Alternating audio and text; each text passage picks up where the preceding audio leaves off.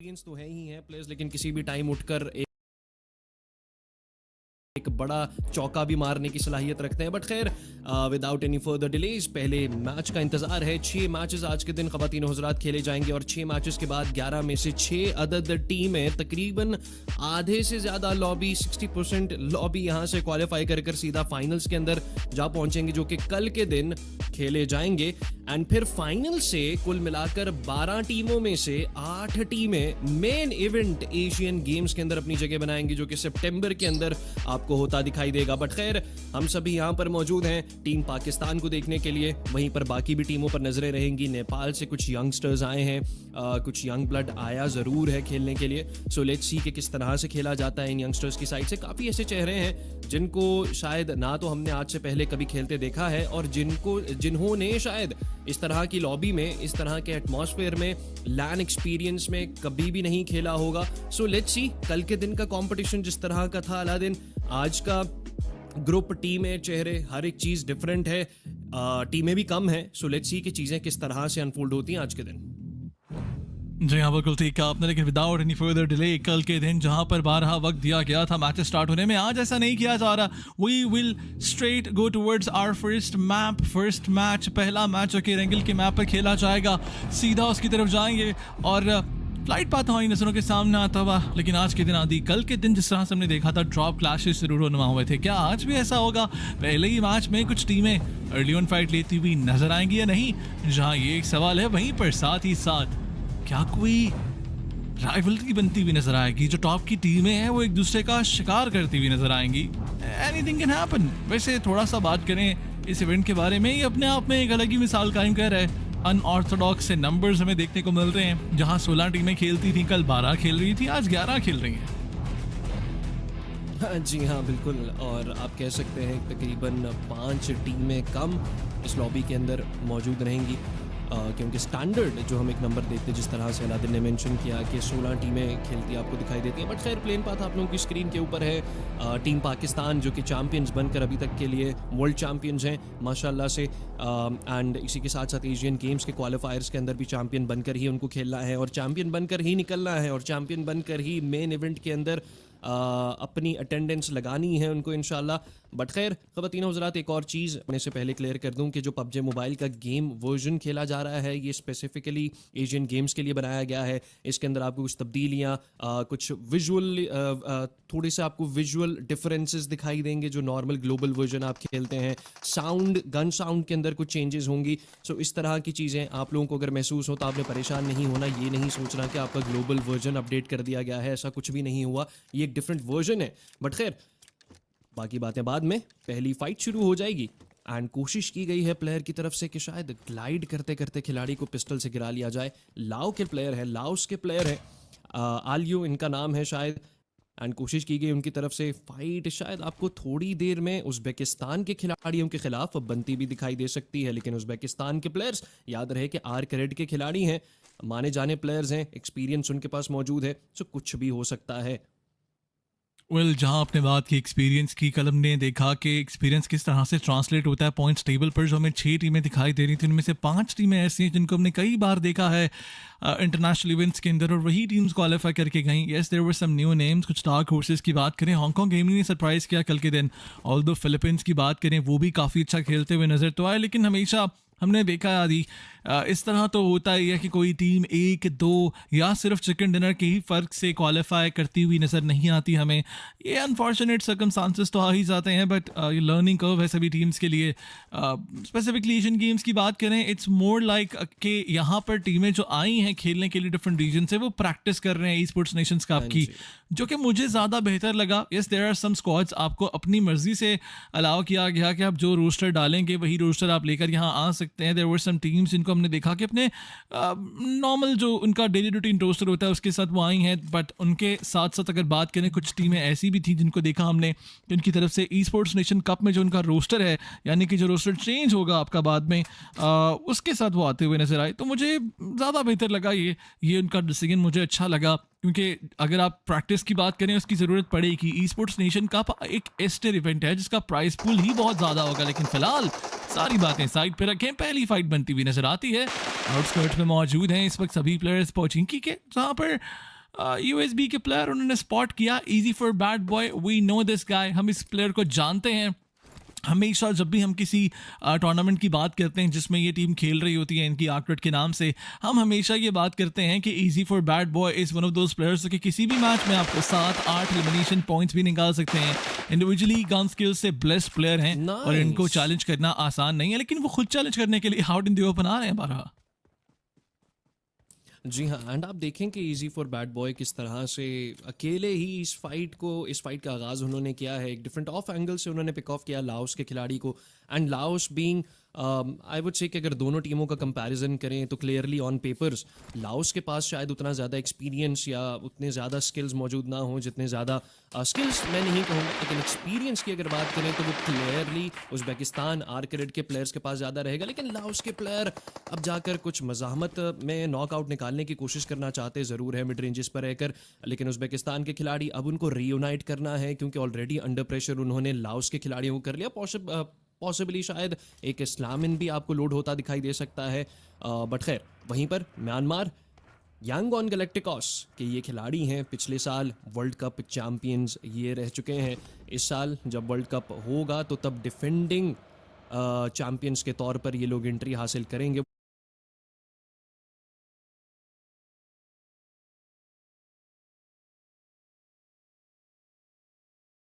World cup में। But खैर अभी के लिए एशियन गेम्स में किस तरह की इनकी परफॉर्मेंस रहेगी ये तो देखना बाकी है। रोटेशन करते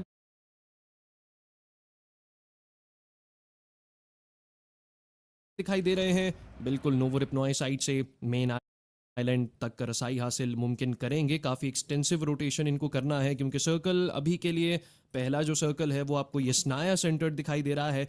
पॉसिबली शायद ये स्टॉलबर की साइड पर अगर एक शिफ्ट लेकर चला गया तो थोड़ी बहुत रोटेशंस के अंदर दिक्कतें आ सकती हैं उन टीमों को जो कि मिलिट्री आइलैंड पर मौजूद हैं।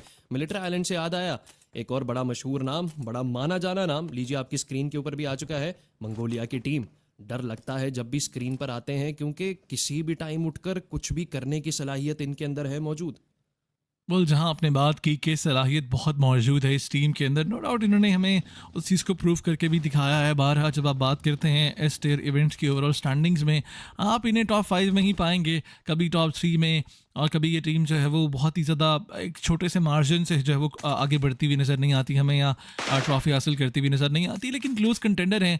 अगर आपको याद हो पिछले 2-3 साल में हम हमेशा ये बात करते थे कि उल्फ या उनके साथ साथ अल्फा 7 की अगर थोड़ी सी बात कर लें, हम कहते थे कि अल्फा 7 अब वो वक्त दूर नहीं कि वो ट्रॉफी लेकर जाएं, और हमने उनको एक नहीं दो एस्टर इवेंट की ट्रॉफीज लेते हुए देखा है। सब दूसरी साइड पर फोर्थ राइव्स एक्सपेक्टेशन उनसे थी, उन्होंने उस उम्मीद पर पूरा उतर कर दिखाया। ऑल्दो थोड़ी अगर बात करें तो एक्सपेक्टेशन हमारी अरोरा गेमिंग से ज़्यादा थी, लेकिन कभी कभार कहते हैं ना कि आपकी किस्मत नहीं होती, आपकी लक जो है वो इस तरह से आपका साथ नहीं दे रही होती। साथ ही साथ मैं अगर देखूं इस पूरे लाइनअप को तो मुझे एक कंप्लीट लाइनअप दिखाई देता है, लेकिन जब आप देखते हैं कि किसी भी इवेंट के अंदर ये टीम डोमिनेट तो कर पाती है लेकिन इन दी एंड फिनिशिंग टचेस नहीं दे पाती, वो ट्रॉफी हासिल नहीं कर पाती, तो कहीं ना कहीं दिल में यही बात आती है कि probably it is because of the luck, जो कि उनको शायद इस तरह से फेवर कर नहीं रही। लेकिन चलें, लक के साथ साथ स्किल्स भी हैं जिन्हें आपने नर्चर करना है, जिन्हें आपने इंक्रीज़ करना है, बढ़ाना है, और उसके लिए ऐसे इवेंट्स में आकर प्रैक्टिस करना इससे बेहतर और क्या ही हो सकता है। लेकिन यांगन गैलेक्टिकॉस फिलहाल के लिए उनकी तरफ देखा जाए,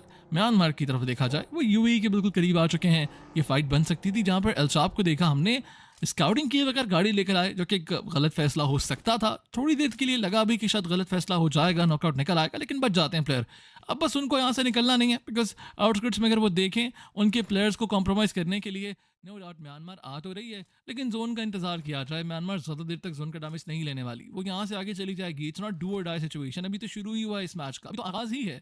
आपके पास बहुत टाइम होता है इस तरह के मौके जब आपको मिलते हैं मैच के स्टार्ट में, कि आप फाइट्स को अबैंडन करें और सर्कल के अंदर रोटेशन करके जाएं। 100% अलादीन, बिल्कुल आपने दुरुस्त कहा। के मौके मिलते आपको रहेंगे अभी के लिए, क्योंकि टीमें भी कम हैं, 11 टीमें खेल रही हैं जहां पर स्टैंडर्ड 16 टीमें आपको खेलती दिखाई देती हैं। ज़्यादा दिक्कतें आगाज़ में किसी भी टीम को नहीं आने वाली हैं इन टर्म्स ऑफ लूट, इन टर्म्स ऑफ रोटेशंस। आप पहला दूसरा तीसरा सर्कल बहुत आसानी से सर्वाइव कर सकते हैं, अगर तो आपने अपने पाँव पर कुल्हाड़ा ना मारा। मैं इसको कहूँगा कि अगर कुल्हाड़ा आपने अपना पाँव कुल्हाड़े पे ना मारा, मैं इसको इस तरह से फ्रेज करना चाहूँगा, क्योंकि कंसिडरेबली रोटेशनल चैलेंजेस आपको नहीं आने वाले। सर्कल के हार्ड शिफ्ट्स जितने भी आ जाएं, पहले दूसरा तीसरा चौथा सर्कल, उसके अंदर आप बहुत आसानी से रोटेट कर सकते हैं, अनलेस एंड अनटिल कि आप कोई मेजर गलती ना करें। बट खैर, टीमें आपको, आप अगर टीमों का ट्रेंड देखें तो वो ज़्यादा सेंटर को फेवर करती दिखाई दे रही हैं। ज़्यादातर टीमें आपको वहीं पर यसनाया के अतराफ़ में ही मौजूद दिखाई दे रही हैं। लेकिन सर्कल जैसी कि प्रेडिक्शन थी वैसा ही वो करता है, बिल्कुल स्टॉलबर वाली साइड के ऊपर एक शिफ्ट खाकर जाएगा, जहाँ पर नेपाल के प्लेयर्स हमें फ़िलहाल के लिए दिखाई दे रहे हैं। इराक से आई हुई टीम हमें दिखाई दे रही है, वहाँ पर बिल्कुल डेड सेंटर के अंदर चारों के चारों प्लेयर्स एक दूसरे के साथ ही मौजूद हैं। लेकिन नेपाली वो आपस में रीयूनाइट करते अब आपको दिखाई दी है। स्नैक के डाउन साउथ आपको 2 दत खिलाड़ी देखने को मिल रहे थे, वापसी इख्तियार करेंगे अपने बाकी के 2 प्लेयर्स के साथ। वहीं पर कुछ मजीद रोटेशन जो सर्कल से बाहर से आपको आती दिखाई दे रही हैं, जहाँ पर म्यांमार एक काफ़ी एक्सटेंसिव आई वुड से जद्दोजहद कर कर रोटेट कर कर आए हैं नोवो रिपनॉय एरिया से। सो लेट्स सी, अब वो सिलसिला शुरू होने वाला है जहाँ पर कुछ टीमें होंगी जो कि एग्रेशन को फेवर करती हुई कोशिश करेंगी कि जाकर खुद से फाइट्स को इनिशियलाइज किया जाए। एंड इसी के चलते साथ उज़्बेकिस्तान आर्क रेड के प्लेयर्स कोशिश करते हैं, अतराफ से जो रोटेशन जा रही है उनको रोकने की कोशिश की जा रही है। लेकिन अभी फ़िलहाल के लिए स्पॉट डाउन किया जाता है, व्हीकल ट्रेस करने की कोशिश अभी के लिए नाकाम रहेगी। थोड़ा बहुत नुकसान पहुंचाया ज़रूर, लेकिन एक रोटेशनल क्लैश बनकर निकलेगी ये फाइट, जहां पर ओमान के प्लेयर अपने आप को बचाना चाहते थे लेकिन गाड़ी से गिरकर ही नॉकआउट हो जाएंगे। एलिमिनेशन पॉइंट उनका स्टील ऑफ करते इराकी प्लेयर्स दिखाई दिए हैं। जी हाँ, बिल्कुल। इराक की जानिब से इससे पहले अगर आपको याद हो, एक बहुत ही अच्छा पीएमजीओ के अंदर आई बिलीव एक काफ़ी अच्छा रन रहा था इनकी एक टीम का, बहुत अच्छा खेलते हुए नजर आए थे। मैं आई बिलीव केविन भी उस टीम में मौजूद थे, लेकिन देयर वी गो, ज़ियोन की जानिब से स्पॉट कर लिया जाता है। नेपाली टीम यहाँ गेट कीप करती हुई नजर आई हमें। एक प्लेयर जो कि नॉक किए गए मलेशिया के, उनको सीधा फिनिश कर दिया गया, लॉबी का रास्ता दिखा दिया गया। एक एलिमिनेशन पॉइंट यहाँ पर ट्रेड ऑफ होता हुआ दिखाई देता है, लेकिन मलेशिया के प्लेयर भी पीछे नहीं हटते। आदि जवाबी वार किया जाता है, पलट कर हमला किया जाता है और उसके नुकसान पहुंचता हुआ नेपाल को दिखाई देगा। लेकिन नेपाली प्लेयर्स, उनको रिवाइवल की तरफ जाना है, लेकिन पीछे से आएंगे पाकिस्तान के वो प्लेयर्स। फोर्थ राइज उनकी जानिब से एलिमिनेशन पॉइंट स्टील ऑफ कर लिया जाता है। Nepal is not gonna be happy, बल्कि wait a second, elimination point स्टील ऑफ नहीं किया जाता, नॉकआउट निकाला गया था, अब चार्ज इन किया गया है। Delta gets finished, Nepal is down to the last 2 players. एक साइड से मलेशिया, एक साइड से पाकिस्तान, मिल मिलाकर 2 टीमों ने पिंच किया है। नेपाल का यहां से बचना काफी मुश्किल दिखाई दे रहा था। बिल्कुल अलादीन, लेकिन अभी भी उनके पास टाइम है अपने व्हीकल्स लेकर यहाँ से फॉल बैक करें, क्योंकि सर्कल इतना बड़ा है। मैं एक्सपेक्ट नहीं कर रहा कि कोई भी टीम अपने 2 से 3 खिलाड़ी इस जगह के ऊपर गवा दे, कंसिडरिंग द फैक्ट कि आपके पास इतनी वैकेंसीज हैं सर्कल के अंदर, टीमें भी इतनी ज़्यादा नहीं खेल रही हैं। अगर आप वो क्लस्टर के अंदर फंस कर अपने प्लेयर गवा देते हैं तो आई वुड से कि इसमें आप ही ने अपना नुकसान किया है और किसी की कोई गलती नहीं है। लेकिन मंगोलिया के प्लेयर्स आते स्काउट करते दिखाई दे रहे हैं। मलेशिया के प्लेयर्स यहाँ पर मौजूद हैं, बिल्कुल स्टॉलबर हिल की डाउन साउथ बिटवीन यसनाया और स्टॉलबर हिल के दरमियान में जो इलाका सारा का सारा है, वहाँ पर ये 3 टीमें आपस में आपको भिड़ती दिखाई दे सकती हैं। लेकिन पाकिस्तान वो थोड़ा हटकर मौजूद है। पाकिस्तान की टीम यसनाया के बिल्कुल आप कह लें कि आउटस्कर्ट्स में घूम रहे हैं एंड सर्कल को मद्देनजर रखते हुए एक बहुत अच्छा पोजीशन है। बैकयार्ड्स बिल्कुल क्लियर हैं, सारे के सारे प्लेयर्स के पीछे से और कोई आएगा नहीं। लेकिन लाओस के खिलाड़ी अभी भी हमें रोजॉक वाली साइड पर दिखाई दे रहे हैं, वहाँ से कुछ लेट रोटेशन कर कर जब एंट्री हासिल करेंगे। देखना बाकी है कि क्या पाकिस्तान से उनकी फाइट बनेगी, क्योंकि 2 ही एंकर पॉइंट सर्कल के लग रहे हैं, या तो डाउन साउथ आएंगे या तो साउथ वेस्टर्न साइड से एंट्री हासिल करेंगे, जहां पर अभी फिलहाल के लिए हमें उज़्बेकिस्तान के खिलाड़ी दिखाई दे रहे हैं। लेकिन मंगोलियन प्लेयर्स, उनको पकड़ लिया जाएगा। म्यांमार के खिलाड़ी रंगे हाथों पकड़ते हैं, रोटेट करते हुए फुल स्टॉप लगाया जाएगा रीफस पर, एंड रीफस का एलिमिनेशन पॉइंट बासानी कंफर्म कर कर अब यहां से आगे चलते बनेंगे। लेकिन मंगोलिया वहीं से फॉल बैक करते अब आपको दिखाई दे रहे हैं। जी हाँ, बिल्कुल टीम मंगोलिया यहाँ से फॉल बैक करती हुई नज़र तो आएगी। एक तरफ अपना गंवाया गया था रीफिस को एलिमिनेट कराना, ऑब्वियसली बैकफायर तो करेगा इस टीम के ऊपर, लेकिन चलें मंगोलिया रीजन की जो टीम है हमने इसको कई बार देखा है। ना सिर्फ अगर हम अरोरा गेमिंग की बात करें, किसी भी टीम को आप इनकी उठा लें, 3 प्लेयर्स के साथ भी वो गिव अप करते हुए नज़र नहीं आते। इनकी जो मेंटालिटी है वो यही है कि अगर आपके पास 3 प्लेयर्स है, चलें 2 भी रह जाते हैं, तब भी आपने अपना 100% देना है, गिव अप नहीं करना और कभी भी हार नहीं माननी। लेकिन चलें दूसरी साइड पर अगर आप देखें, आसपास इनकी टीम ओमान भी दिखाई देती है। ये it is their first time कि इंटरनेशनल स्टेज के ऊपर आकर इनकी टीम खेल रही है। कल के दिन में हमने देखा था कि जिन टीमों को हमने फर्स्ट रिप्रेजेंटेशन करते हुए देखा अपने कंट्री की एक ऐसे बड़े स्टेज के ऊपर जहां उनके खिलाफ इंटरनेशनल टीम्स खेलती हुई दिखाई दे रही हैं, जिन्होंने इस इवेंट्स में डोमिनेट किया है, तो वो प्रेशर ही इतना ले गए, वो फाइट्स में उस तरह से खुलकर आ ही नहीं सके। जो स्किल सेट उनका था, उनको लगा कि हम यहाँ जाकर दिखा सकते हैं, वो दिखा ही नहीं पाए। सो डेफिनेटली प्रेशर में शायद ओमान भी दिखाई देगी, बट यूएई अनदर टीम जिसके बारे में वही बात की जा सकती है। ऑल्दो यूएई के पास काफ़ी ज़्यादा अपॉर्चुनिटीज़ रहती हैं। अगर आप देखें इंटरनेशनल इवेंट्स में, एस्टर इवेंट्स के अंदर काफ़ी टीमें इनकी क्वालिफाई करती हुई नजर आती हैं। कल के दिन भी हमने आरएट को देखा, दे वर डोमिनेटिंग इंटायरली। बिल्कुल आप ठीक कह रहे हैं अलादीन। R8 को हमने कल के दिन देखा था अच्छा खेलते हुए। सऊदी अरेबिया की टीम थी जिनको हमने देखा अच्छा खेलते हुए कल के दिन। बट खैर यूएई अभी फ़िलहाल के लिए कुछ खिलाड़ी ऐसे हैं जिनका शायद ये पहला ऑफलाइन एक्सपीरियंस है, पहला एक्सपीरियंस हो सकता है इस लॉबी के ख़िलाफ़ भी।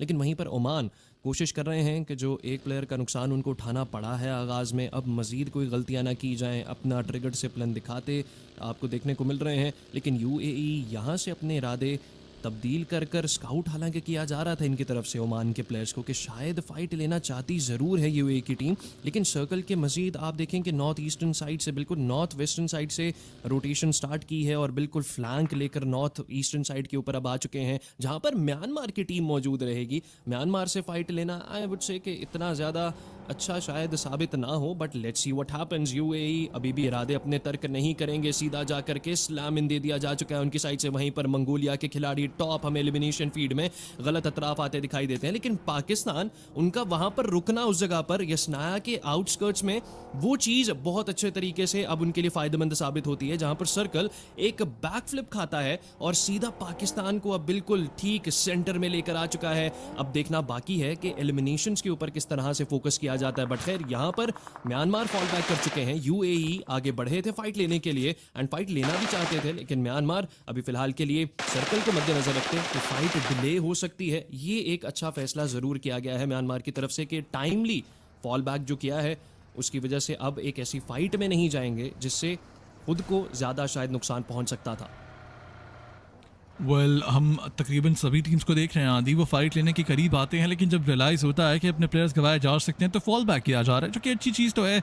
वैसे तो जितनी टीम्स इस लॉबी में मौजूद हैं, हम एक्सपेक्ट भी कर रहे थे कि चौथे पाँचवें स्टेज में जाकर ही फाइट्स अपना आगाज़ लेकर जाएंगे। ऑल्दो उससे पहले थोड़ी बहुत टसल्स हमने देखी, बट ऑल इन इंडल्जमेंट अभी तक एक भी कंप्लीट फाइट हमें देखने को नहीं मिली, which is a good thing. I mean Laos एक टीम थी जिन्होंने 2 प्लेयर्स गवाए, बट उसके अलावा सभी टीमें एक एक प्लेयर गवाती हुई नज़र तो आती हैं। लास्ट सर्कल काफ़ी मज़ेदार होने वाला है। कल भी हम देख रहे थे a lot of the people were saying कि शायद वो मज़ा नहीं आएगा, नंबर ऑफ टीम्स बहुत कम है, लेकिन अगर ये सारी टीमें सर्वाइव करती हुई नज़र आती हैं, वो सीरियसनेस दिखाई देती है till the last very circle, तो फिर तो मज़ा आएगा, फिर तो वही क्या देखने को मिलेगा जो बाकी टूर्नामेंट्स में होता है। लेकिन फिलहाल यहाँ पर एक फाइट बनती हुई नजर आएगी रोटेशन के दरमियान। टीम ब्रू उनको ध्यान देना है, इस तरह से चेस गेम खेलना अच्छा नहीं है। आउटस्कर्ट्स में मजीद टीमें भी दिखाई दे रही हैं और वो अगर उनके क्रॉसेस में अगर आप इस तरह से जाएंगे किसी और टीम का शिकार करने के लिए, तो अपने प्लेयर्स गवाए जा सकते हैं। थोड़ा सा केयरफुल रहकर खेलना बहुत जरूरी है। लेकिन there we go, Oman versus Uzbekistan, ये फाइट बनती हुई दिखाई देगी। हार्ड बॉय आगे आएंगे, will take the first player down, दूसरे प्लेयर को गिराया जाता है और देखते ही देखते आदि पता भी नहीं चलता धूल चटा दिया जाएगा टीम ओमान को। एक एक करके सारे एलिमिनेशन पॉइंट्स उज़्बेकिस्तान कंफर्म करती है और अगर आप देखें हर प्लेयर के पास एक एक एलिमिनेशन पॉइंट दिखाई दे रहा है। 100% अलादीन एंड ओमान के प्लेयर्स जिस तरह से रोटेशन के दरमियान में आकर उनकी तरफ से फाइट ली गई है, ये चीज़ बिल्कुल भी अच्छी साबित नहीं होती उनकी सेहत के लिए। अब बाहर हो चुके हैं, लेकिन यूएई के प्लेयर्स उनको कहीं ना कहीं से शायद बैकस्टैप किया गया है लाओस की तरफ से। एंड यूएई ओमान काफ़ी देर पहले इनका टाकरा हम देखना चाह रहे थे, होने भी वाला था, लेकिन वहाँ से यूएई की तरफ से फॉल बैक कर लिया जाता है। बट खैर ओमान पहली टीम होगी जो इस मैच है अब देखते हैं कि अगला नाम किस टीम का होने वाला है। लाओस आगे बढ़ करके स्लामिन दे दिया जा चुका है उनकी साइड से यूएई के प्लेयर्स पर, लेकिन लाओस के खिलाड़ी वो गिरते अभी फिलहाल के लिए हमें दिखाई दे रहे हैं। आखिरी प्लेयर पर बात आ चुकी है एंड यूएई अपने कम से कम 3 खिलाड़ियों को बचाना चाहते जरूर है, लेकिन एक अकेला आखिरी प्लेयर जिसके पास खोने को और कुछ भी नहीं है, लेकिन पाने को वो 4 एलिमिनेशन पॉइंट्स हैं जो वो हासिल करना चाहता जरूर है, लेकिन चैंप को भी एलिमिनेट कर दिया जाएगा। तीनों के 3 एलिमिनेशन पॉइंट्स एक अकेला खिलाड़ी अपने साथ तो लेकर गया है, लेकिन यूएई जिनको लग रहा था कि शायद ये फाइट जीतने के बाद वो इस मैच का चिकन डिनर हासिल कर पाएंगे, ऐसा ना हो पाया और यूएई इस मैच से एक ही झटके में एक ही खिलाड़ी के हाथों बाहर का रास्ता उनको दिखा दिया जाता है। लेकिन सर्कल कहां पर जाएगा आइए जानते हैं। अभी फिलहाल के लिए पाकिस्तान अपने खिलाड़ियों को रीसेट करते सर्कल के हिसाब से दिखाई दे रहे हैं। लेट्स सी कि अगला सर्कल शिफ्ट भी बैकफ्लिप खाएगा, बल्कि पाकिस्तान मैग्नेटाइज्ड हो चुका है एंड जोन मैग्नेट बनते दिखाई दे रहे हैं। सबसे ज्यादा प्ले एरिया मौजूद रहेगा इन 4 खिलाड़ियों के पास, लेकिन रीयूनाइट करना बहुत जरूरी है क्योंकि अभी भी बड़े बड़े कंटेंडर्स सर्वाइव करते आपको दिखाई दे रहे हैं सर्कल में।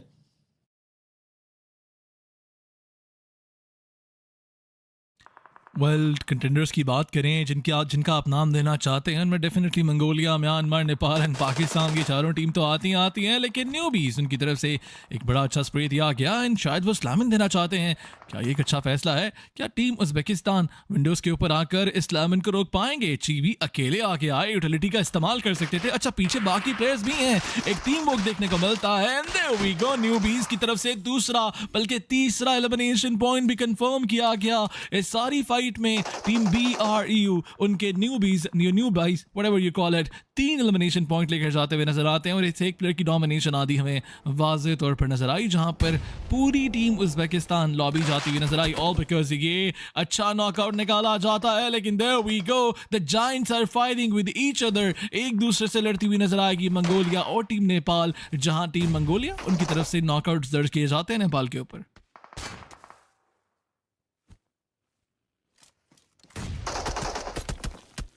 इराक की तरफ से कोशिश की जा रही है कि जैसे तैसे कर कर ब्रुनाई के हाथों अपनी जान की हिफाजत की जाए, लेकिन पाकिस्तान के प्लेयर फलक आएंगे बैकयार्ड से। एलिमिनेशन पॉइंट या बैक स्टैब आप कहें ब्रुनाई के प्लेयर्स को करते आपको देखने को मिलते हैं। इराकी और ब्रुनाई की जो एक फाइट चलती है आपको देखने को मिल रही है, इसमें थोड़ा सा तड़का ज़रूर लगाया जाता है पाकिस्तान के खिलाड़ियों की तरफ से। क्लोज रेंज कॉम्बैट में अब जाना चाहते हैं पाकिस्तान, एक प्रॉपर बैक स्टैब करना चाहता है ब्रुनाई के प्लेयर्स को, लेकिन अभी के लिए म्यांमार के स्माइल वो जाते जाते कुछ मलेशिया के प्लेयर्स को भी टैग कर पा रहे हैं।